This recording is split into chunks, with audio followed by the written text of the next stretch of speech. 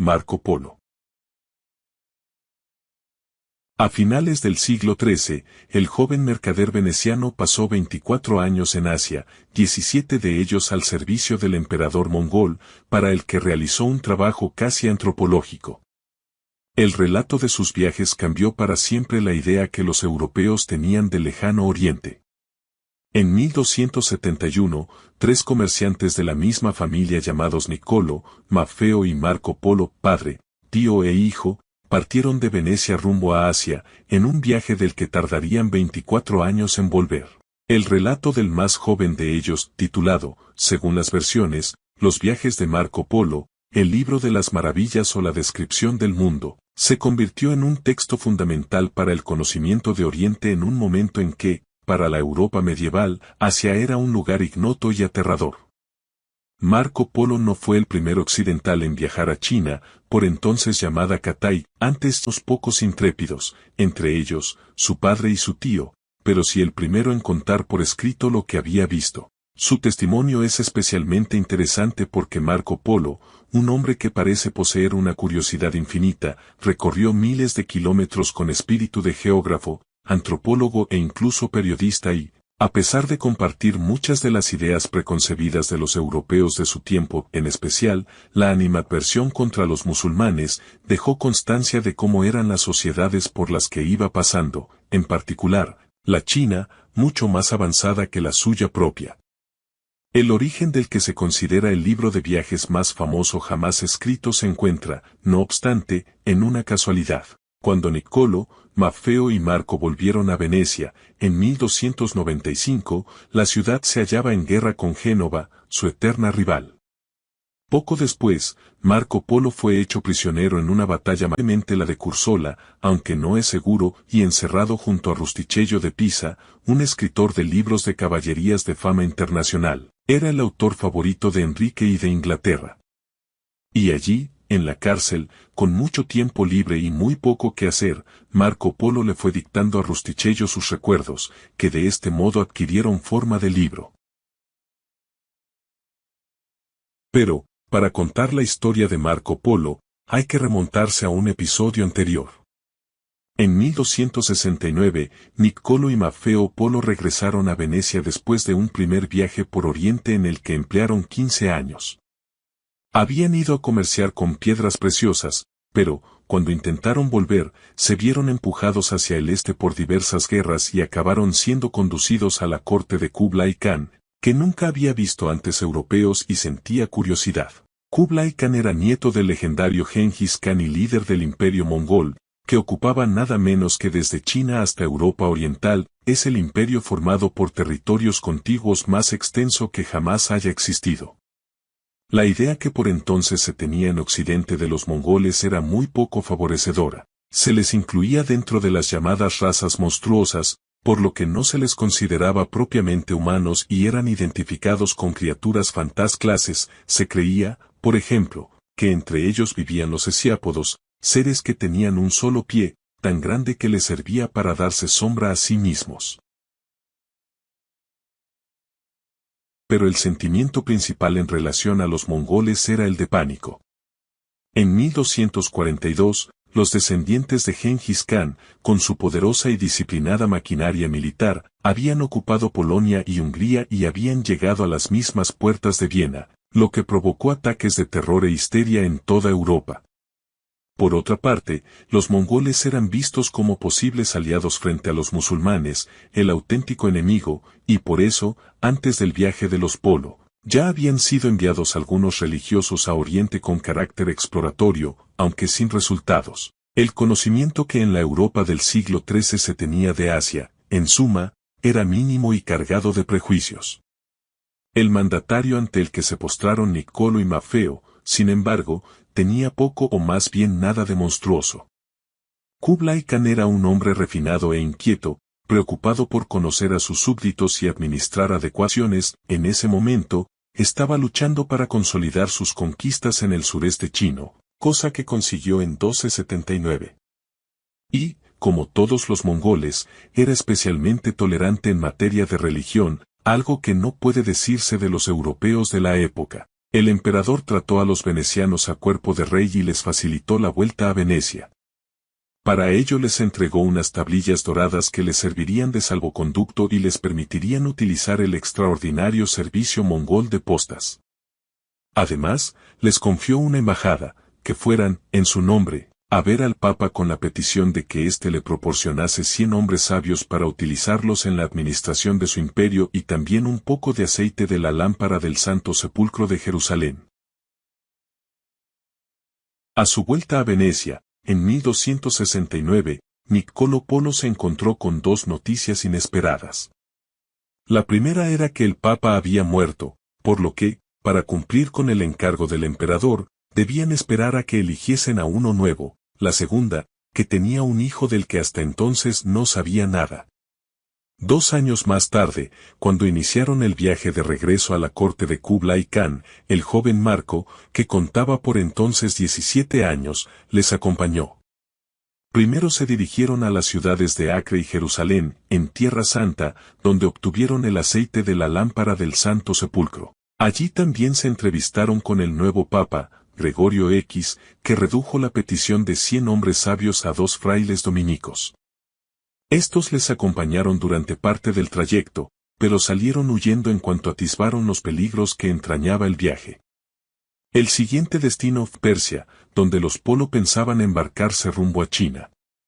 Pero allí no encontraron navíos adecuados y optaron por seguir la tradicional red de caminos por la que, desde el siglo I a.C., se intercambiaban mercancías de toda clase entre Asia y Europa: oro, seda, caballos, piedras preciosas, porcelana, el recorrido que en el siglo XIX sería bautizado como Ruta de la Seda. Los Polo utilizaron los medios que había disponibles, fundamentalmente caballos, camellos y burros. A pesar de contar con la ventaja de las tablillas doradas de Kublai Khan, el viaje hasta su corte duró 3 años. Lo extraño es que llegaran con vida. Tuvieron que atravesar la cordillera del Pamir, en Asia Central, aún en el siglo XIX considerada el techo del mundo, por pasos situados a más de 4.600 metros de altitud, y cruzar el desierto de Gobi, recorrido en el que emplearon un mes y donde iban encontrando esqueletos de animales muertos de sed. A lo largo de toda la travesía, Marco Polo fue recogiendo tanto lo que veía como lo que le contaban, y por eso en el libro se entremezclan descripciones precisas, escritas con una especie de sequedad notarial, con leyendas y episodios fantásticos. El explorador hace inventario de los accidentes geográficos, las etnias, las religiones, las mercancías que se producen, los ritos funerarios y las costumbres sexuales, pero también cuenta que en la cima del monte Ararat, en Armenia, se encuentra posada el Arca de Noé. Refiere el milagro de un zapatero tuerto que hizo mover una montaña en Persia para salvar a los cristianos de ser asesinados por el califa y habla de la batalla del Preste Juan, personaje imaginario que se creía que reinaba en Asia Menor contra Gengis Khan. Al cabo de 3 años y muchos miles de kilómetros, los 3 miembros de la familia Polo llegaron por fin a la corte de verano de Kublai Khan, situada en la ciudad de Sanadú, a 500 kilómetros al norte de Pekín.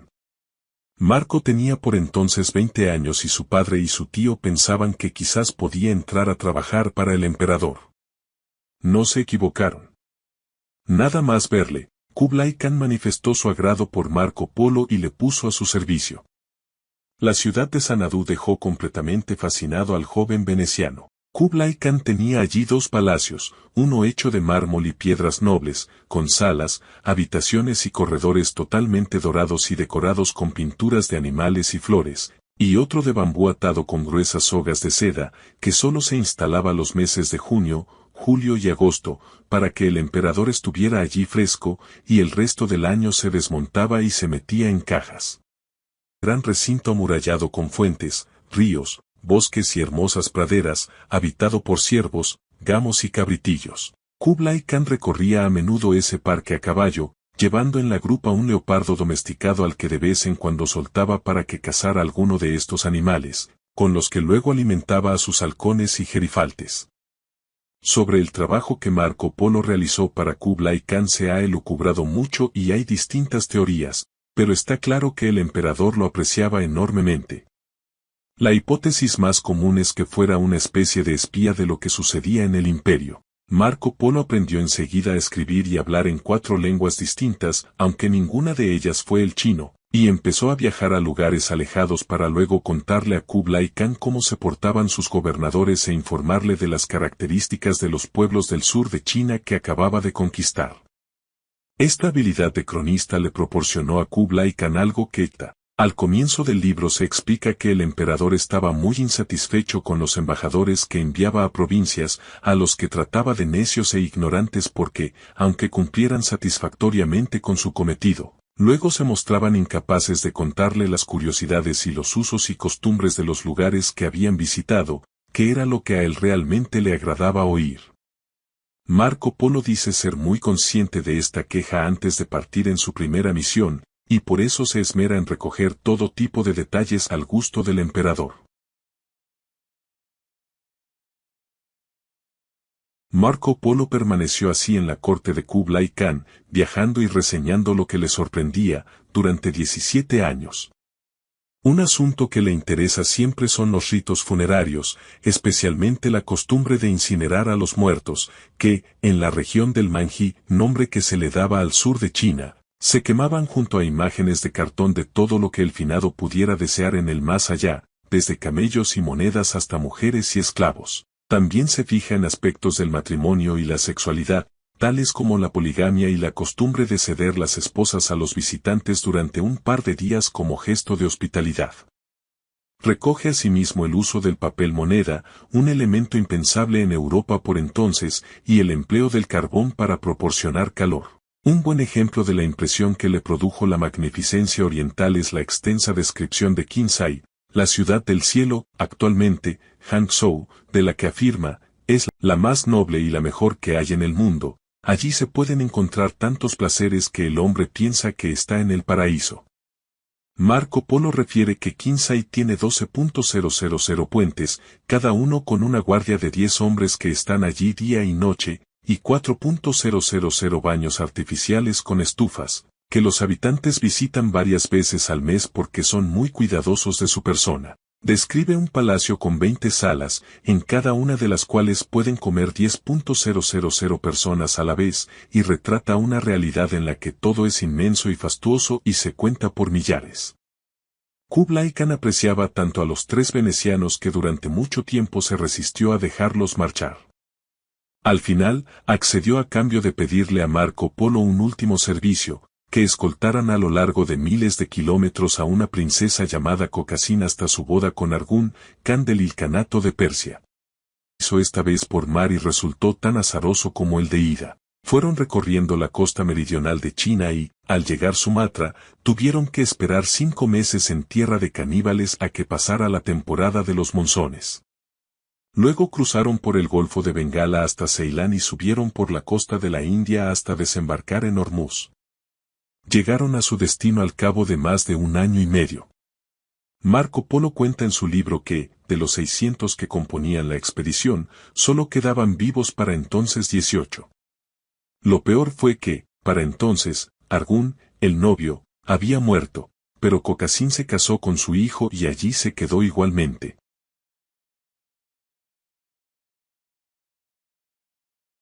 Marco Polo se instaló en Venecia y se dedicó al comercio. En 1298 fue encerrado en la cárcel junto a Rustichello de Pisa, que quedó fascinado con la historia de su vida. Entre ambos compusieron el libro que abrió la puerta al conocimiento de Oriente, una obra de la que, por desgracia, no hay original, lo que conocemos son copias de copias y, con frecuencia, las versiones no coinciden. Tampoco se sabe que pertenece exactamente a Marco Polo y que añadió Rustichello, que, no hay que olvidarlo, era autor de libros de fantasía. Más de una vez se ha puesto en duda la autenticidad de lo narrado con el argumento de que cómo es posible que no hable de la Gran Muralla ni de la costumbre de vendar los pies. Pero la crítica académica ha certificado la veracidad del viaje, a pesar de algunos errores y exageraciones. Y si no, fiémonos del propio Marco Polo, al que antes de morir le preguntaron, Marco, ¿te era verdad? Y él respondió, no conté ni la mitad. Gracias por acompañarnos en este episodio. No olvides suscribirte y compartirlo con alguien que pueda encontrarlo útil. Nos escuchamos en el próximo capítulo.